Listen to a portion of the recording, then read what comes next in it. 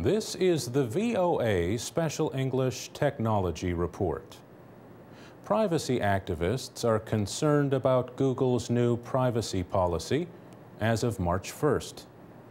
The company says one main policy is replacing more than 60 separate policies for different products. Activists say the changes will make it easier to track the activities of users across Google's many products, from Gmail to YouTube.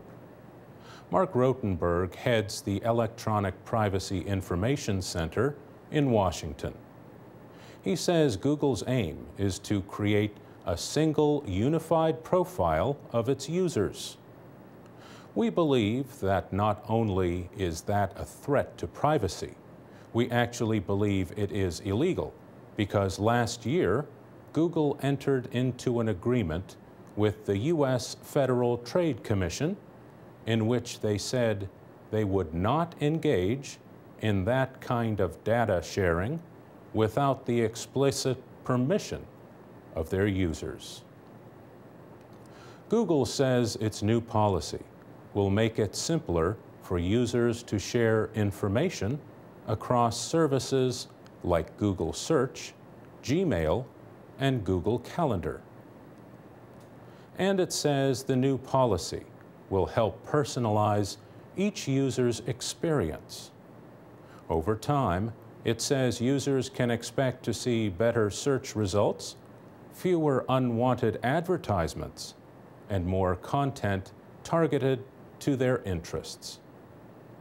But Mark Rotenberg says, in return, people who choose to use Google will lose control over the information they share.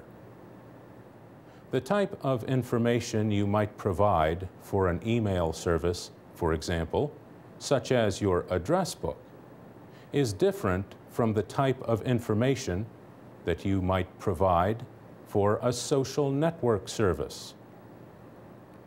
Mr. Rotenberg says these two kinds of services should be kept separate. In our view, Google is actually undermining a very well-established expectation of privacy, particularly for popular internet services like electronic mail. Critics also see a bigger problem with Google's new policy. The plan would not give users a choice to opt out of the data sharing. Mr. Rotenberg says, in our view, if people want to make their personal information available, they certainly should have the right to do that. What we're objecting to is the effort by the company to take away from the users that choice that they should have.